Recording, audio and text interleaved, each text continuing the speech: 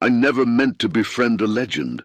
Hell, I didn't even believe in such things until that winter of 1891, when the snow came early to my ranch in the Montana Territory and changed everything I thought I knew about the world.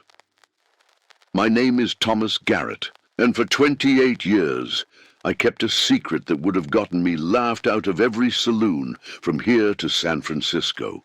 But now, at 73 years old, with my bones aching and my time growing short, I figure it's time someone knew the truth about what lives in these mountains, and why. It started the year after my wife, Sarah, passed. Pneumonia took her that autumn, left me alone on 200 acres of stubborn land, with nothing but cattle, silence, and a grief so heavy I could barely stand upright. Our children had grown and moved east years before, chasing opportunities we never had. Can't say I blamed them. Ranch life is hard, lonely work. That first winter without Sarah, I stopped caring much about anything. Did my chores mechanical-like, fed the animals because they needed feeding, fixed fences because they needed fixing. But the house stayed dark most evenings. I couldn't bear to light the lamps in rooms where her laughter used to echo. December came brutal that year. Snow piled 6 feet high in places, and temperatures dropped so low the well froze solid. I was out before dawn one morning, breaking ice so the cattle could drink. When I heard it, a sound I'd never heard in 15 years of living on that land, it was a cry, somewhere between a howl and a moan, coming from the pine forest that bordered my northern pasture. Not a wolf, not a bear, nothing I recognized. The cattle heard it too, and pressed themselves against the far fence. Snorting with fear, I stood there in the pre-dawn darkness, my breath making clouds in the frigid air, and felt something I hadn't felt in months, curiosity. Maybe even purpose. The cry came again, weaker this time. Something was hurt. Now, I'm not a foolish man. I went back to the house, loaded my Winchester, and took a lantern before heading into those trees. The snow was deep and the going was slow. I followed the sound, pushing through branches heavy with ice, until I came to a small clearing maybe half a mile from my property line. That's where I saw it. At first, in the weak lantern light, I thought it was a bear. A massive brown shape, partially buried in snow against a fallen log. But as I got closer, holding my rifle ready, I realized this was no bear.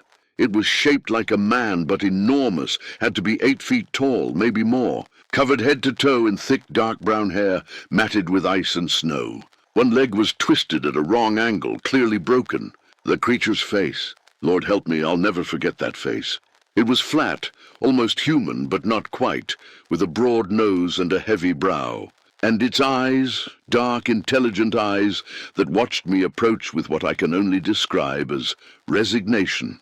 It didn't try to attack, didn't even growl. Just watched me with those knowing eyes, breathing heavy, steam rising from its nostrils. I should have been terrified. Should have run back to the house or put a bullet in it right there. Instead, I found myself thinking of Sarah, of how she'd nursed every injured creature that stumbled onto our land, birds with broken wings, a coyote with the infected paw, even a mountain lion cub once. Everything deserves a chance, Thomas, she'd always said. Everything wants to live. I lowered the rifle. Well, I said out loud, my voice sounding strange in the silent forest, you're in a bad way, aren't you? The creature's eyes followed me as I moved closer, but it didn't try to move. Up close I could see it was starving, ribs showing through that thick hair, cheeks hollow. And the leg. It had been broken for a while. The snow around it was stained with blood. I did something that still seems crazy to me, even after all these years. I turned and walked back to my ranch, got a haunch of venison from my smokehouse, and carried it back to that clearing. The creature hadn't moved. I half expected it to be gone, for me to think I'd imagined the whole thing. But it was there, watching, waiting. I tossed the meat close enough for it to reach. Then I backed away and waited. For a long moment, nothing happened. We just stared at each other through the falling snow. Then slowly, the creature reached out one massive arm, fingers thick as fence posts but shaped like a man's, and dragged the venison closer. It ate slowly, deliberately, never taking its eyes off me. When it finished, it made a sound, low and rumbling, almost like a purr. Then it closed its eyes. I went back the next morning. And the next. Each time I brought food, deer meat mostly, sometimes rabbit or fish. The creature was always there, still unable to move much with that broken leg. On the fourth day I brought my medical kit. Now I'm no doctor, but I've set bones on horses and cattle plenty of times. I approached real slow, talking the whole time like I would to a spooked mare. Easy now. Just want to help, easy. The creature watched me with those dark eyes, and I swear there was understanding there. When I touched its leg, the hair was coarse and thick, surprisingly clean despite the circumstances. It tensed, but didn't pull away. Didn't hurt me, though it could have snapped my neck with one hand. I did my best to straighten the leg and splint it with branches and rope I'd brought. The creature made sounds, deep groans of pain, but it held still. When I finished, it looked at me with something I can only call gratitude. I kept visiting, kept bringing food. Started bringing more. Apples from my root cellar, potatoes, bread. The creature ate it all. Over the weeks, as winter deepened, I watched it slowly recover. The leg started to heal. It began sitting up, moving its arms more. One morning in late January, I arrived to find the clearing empty. My heart sank. But then I heard a sound behind me and spun around. The creature was standing, still leaning heavily on a thick branch it was using as a crutch, but standing. In the full light of day, it was even more impressive. Had to be close to 8.5 feet tall, shoulders broader than 2 men. But what struck me most was the intelligence in its face. This was no animal. This was something else. We stood there looking at each other for a long time. Then the creature did something that still makes my eyes water when I think about it. It reached down, scooped up a handful of snow, and held it out to me. When I stepped closer, confused, it opened its hand to reveal a cluster of small pine cones, perfectly preserved in the frozen snow. A gift. It was giving me a gift. I took them, nodding my thanks. The creature watched me for another moment, then turned and limped deeper into the forest. I thought that would be the last time I'd see it. I was wrong. 3 days later, I found a deer carcass on my back porch. Fresh killed, still warm. I looked toward the tree line and caught a glimpse of something large moving between the pines. That's how it started. I'd leave food at the edge of the forest, vegetables from my garden in summer, preserved meats in winter, bread and fruits when I had them. And the creature, in return, would leave me things. Deer mostly, but also elk when I needed it most. Once a whole beaver, already skinned and cleaned. It never came close to the house again, always stayed in the shadows of the trees. But I knew it was watching. Protecting in its way. The years passed. I stayed on the ranch, kept to myself mostly. Told nobody about my strange arrangement. People in town already thought I was touched after Sarah died, living out there alone. If I'd told them about the creature, they'd have locked me up or formed a hunting party. Neither option was acceptable to me. I started calling it Old Jack, though I had no idea if it was male or female. Seemed to need a name, and Jack had been my father's name. Solid, dependable. Felt right. As the years went on, I learned things about Old Jack. It was cautious, careful, never making itself known, except when we exchanged our gifts. It moved through the forest silent as smoke, despite its size. And it was smart, Lord, was it smart. Once when I was having trouble with a pack of wolves harassing my cattle, I found them dead the next morning, necks broken clean. Old Jack had understood the problem and solved it, but it was also lonely. I could tell. Sometimes I'd sit at the edge of the forest in the evening, playing my harmonica like I used to do for Sarah. I'd catch glimpses of a large shape in the trees, just beyond the firelight, listening. Never coming closer, but always listening. The years turned into decades. I got older, moved slower. Old Jack seemed ageless, though I noticed the brown hair gradually showing streaks of silver. We were growing old together in our way. It wasn't until 1919, 28 years after that first winter, that I learned the truth. Learned why Old Jack stayed hidden. Learned why it avoided humans, despite its obvious intelligence and, I'd come to believe, its capacity for something like friendship. I was 80 years old by then, still living on the ranch, though I'd sold off most of the cattle. Couldn't manage them anymore. My son Robert had been writing, asking me to come live with his family in Philadelphia. I was considering it. The loneliness was getting harder, and my health was failing. It was a warm evening in June when everything changed. I was sitting on my porch, watching the sunset paint the mountains purple and gold, when I heard something I'd never heard before. Old Jack calling out. Not the pain cry from that first meeting, but a loud, urgent sound that raised the hair on my neck.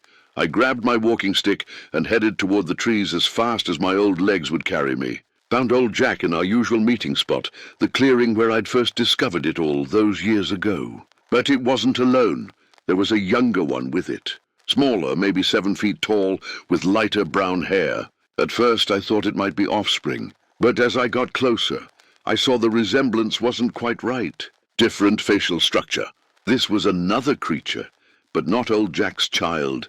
The younger one was clearly terrified of me, pressing against old Jack and making high-pitched sounds of distress. Old Jack was trying to calm it, one massive hand on its shoulder, making low, rumbling sounds. That's when I saw why it had called me. The younger one was injured, a steel trap clamped around its forearm, the kind trappers use for wolves. Blood matted the fur around the trap, and the creature's arm hung at an awkward angle. Oh, Lord, I breathed. Someone's been setting traps. I'd heard rumors in town about a group of hunters from back east, rich men looking for exotic game. They'd been camping up in the high country for weeks. I hadn't paid it much mind, figured they were after elk or bear. Now I understood. They were hunting old Jack's kind. I moved slowly, showing the younger one my empty hands. It's okay. I want to help. Let me help. Old Jack rumbled something, and after a moment the younger one extended its trapped arm. The trust in that gesture, trusting me, a human when humans had done this, nearly broke me. I'd opened plenty of traps in my day. This one was nasty, teeth dug deep into flesh. I worked as gently as I could, using a branch for leverage. The younger one whimpered but held still. When the trap finally sprang open, it yanked its arm back, cradling it against its chest. Old Jack examined the wound, then looked at me. In that look I saw a question. A plea. Come, I said. Both of you. Come to the house. I've got proper bandages, antiseptic. Need to clean that wound or it'll get infected. I'd been leaving food for old Jack for nearly 3 decades, but it had never come close to my house since that first winter. Now it hesitated only a moment before nodding, actually nodding, that human gesture, and helping the younger one to its feet. We made our way slowly through the trees to my ranch house. The sun was nearly down. I thanked the Lord none of my neighbors lived close enough to see this strange procession. On my porch, in the lamplight, I cleaned and dressed the wound properly, while old Jack watched. The younger one held remarkably still, though I could see the fear in its eyes. When I finished bandaging the arm, it looked at the white cloth with something like wonder. You should both stay tonight, I said. Those hunters might come back this way. My barn's empty now, plenty of room, plenty of hay for bedding. Safe. Old Jack looked toward the forest, then back at me. After a long moment, it rumbled its agreement. I got them settled in the barn with blankets I didn't need, and all the food I could spare. Then I sat with them, lantern burning low. And for the first time in 28 years, I really talked to old Jack, told it stories, about Sarah, about my life, about the world beyond these mountains. And old Jack listened. The younger one eventually dozed off, exhausted from pain and fear. But old Jack stayed awake, those dark eyes fixed on me, occasionally making soft sounds as if responding. That's when I asked the question that had been burning in me for decades. Why do you hide? You're smart, maybe smarter than most humans I know. You could communicate with us if you wanted. Why stay hidden? Old Jack was quiet for a long time. Then it stood and gestured for me to follow. We stepped outside the barn, and it pointed toward the forest, made a sweeping gesture with its arm, then pointed at itself. Pointed at the sleeping younger one in the barn. Then it did something that made my blood run cold. It reached down and drew in the dirt with one massive finger. The drawing was crude but clear, a creature like itself lying on the ground, surrounded by small figures. And those figures were holding what could only be weapons. It drew more scenes. Many creatures, many deaths. Then fewer creatures. Then fewer still. They hunted you, I whispered. Humans hunted your kind. Old Jack nodded slowly. Then it pointed at me, then at itself, and made a gesture that could only mean different. It tapped its chest where a heart would be, then tapped mine. "I'm different," I said. "Not like the others." Another nod. It drew one more picture. This one showed a small figure, a child, I realized, and larger figures surrounding it protectively. But then hunters came, and the large figures all died, leaving the child alone. "That's you," I said, my throat tight. "You were just a child when they killed your family." Old Jack touched its chest again. Then it pointed to the younger one in the barn, and made a circling gesture, searching. It had been searching, and it had found this one, perhaps the only other survivor it had encountered in decades. Suddenly, everything made sense. The caution, the hiding, the careful distance it maintained. Old Jack wasn't just a solitary creature, it was a survivor of something terrible. Its kind had been hunted, killed, driven to near extinction, and it had learned the only way to survive was to stay hidden, to avoid humans at all costs. Except for me. For some reason, it had trusted me. "How many are left?" I asked. "How many of your kind?" Old Jack held up its hand, spread its fingers. 5, maybe 5 individuals in all these mountains, possibly in all the world. I sat down heavy on a hay bale. 5 individuals of an entire species, hiding in the wilderness, terrified of being discovered. "Those hunters," I said. "If they find you..." Old Jack nodded grimly. It knew. That's why it had risked everything to bring the injured one to me. It had no choice. We sat in silence for a while, listening to the night sounds. Finally I spoke again. "I'm leaving soon. Going to live with my son in Philadelphia. But before I go, I need to know you'll be safe. Both of you. All of you." Old Jack tilted its head, questioning. I thought for a long moment, then made a decision. "Tomorrow, I'm going into town. I know a man. Owns most of the land north of here, thousands of acres. Good man, keeps to himself. He's been wanting to buy my ranch for years. I'm going to sell to him, but on one condition. All that land, his and mine, becomes private. No hunting, no trespassing, no development. He's rich enough to enforce it, powerful enough to make it stick." I looked at old Jack. "It's not much, but it's something, a safe place at least, protected." Old Jack stared at me for a long time. Then it did something it had never done before. It reached out and gently, carefully, touched my face with one massive hand. The gesture was so tender, so human, that tears started flowing down my weathered cheeks. "I'm sorry," I whispered. "I'm sorry for what my kind did to yours." Old Jack made a soft sound, almost like a sigh. Then it pulled its hand back and looked toward the mountains, dark against the starry sky. The next morning I kept my word. Rode into town and met with Harold Prescott, the landowner. He was surprised but delighted when I offered to sell. Less delighted when I stated my terms. The land must remain completely wild, completely protected in perpetuity. No exceptions. He thought I'd gone senile. But I was stubborn, and he wanted the land badly. My ranch had the best water rights in the county. Finally he agreed. We signed papers. My lawyer made sure the conservation terms were ironclad. When I returned home that evening, the barn was empty. Old Jack and the younger one were gone. But there was something on my porch, a perfect arrangement of wildflowers, still fresh, laid out in a pattern that could only have been made deliberately. I picked them up, breathing in their sweet scent, and looked toward the forest. Saw nothing, but I knew they were there, watching, safe, at least for now. 3 weeks later, I left Montana for good. Robert met me at the train station in Philadelphia, shocked at how much I'd aged. I moved into a room in his house, spent my days sitting in his garden, remembering the mountains. I lived another 4 years. Long enough to see the roaring 20s begin, long enough to watch the world change in ways I could never have imagined. But I never stopped thinking about old Jack, wondering if it was still there, still surviving, still hiding. Before I died, I wrote this account.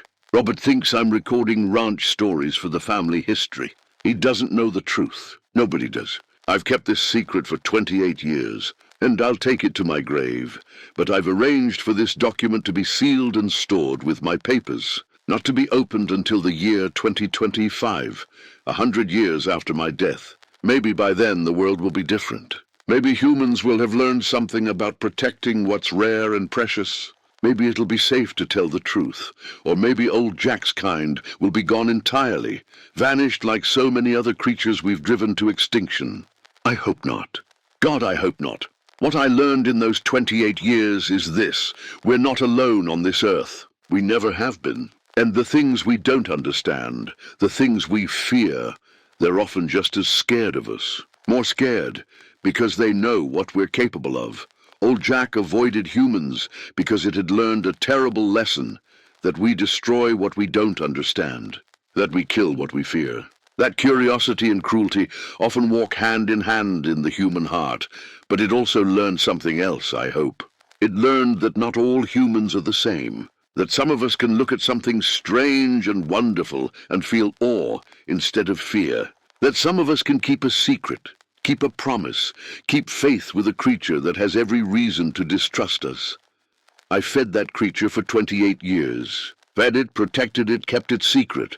And in return, it taught me something I'd forgotten after Sarah died, that the world is full of magic still, that there are mysteries in these mountains worth protecting, that friendship can exist in the strangest places, between the most unlikely beings. If you're reading this in 2025, whoever you are, I have one request. If any of old Jack's kind still survive, leave them be. They're not monsters. They're not animals. They're something else entirely, something we don't have words for. And they've earned their peace. Let them have their mountains. Let them have their silence. Let them have their lives hidden and safe from our prying eyes. It's the least we can do, after all we've taken from them. The last time I saw old Jack was the night before I left Montana. I walked out to our clearing one final time, moving slow on my old legs. It was there, waiting in the twilight, like it somehow knew this was goodbye. We stood looking at each other across the clearing, across 28 years of trust and strangeness and impossible friendship. I raised my hand in farewell. Old Jack raised its hand too, mirroring my gesture. Then it turned and walked into the forest, massive and graceful, until the shadows swallowed it whole. I tell you true, in that moment I felt like I'd known something divine. Like I'd been granted a gift most humans never receive, a glimpse of the world as it really is, full of wonders we can't begin to imagine. I'm an old man now, dying slow. My body's failing, but my mind is clear. And in my mind I can still see those dark, intelligent eyes, can still hear that low rumble of greeting, can still feel the weight of that gentle touch on my face. Old Jack is out there still, I believe. Hiding in the deep places, the wild places, the places we haven't ruined yet. Surviving, because that's what it's learned to do, and maybe that's enough. Maybe that has to be enough. This is my testimony. This is my truth. Do with it what you will, but remember, not everything that hides is dangerous. Sometimes things hide because they're scared, because they've been hurt. Because the world has taught them that survival means staying invisible. Old Jack stayed hidden to survive. But for 28 years, it trusted me enough to be seen. I'll go to my grave grateful for that gift, and I'll go to my grave hoping that somewhere in those Montana mountains, in the deep forest where the pines grow thick and the snow lies heavy in winter, old Jack is still there, still surviving. Still waiting for a world that might someday be kind enough to let it live in peace. That's my hope. That's my prayer. May it be so.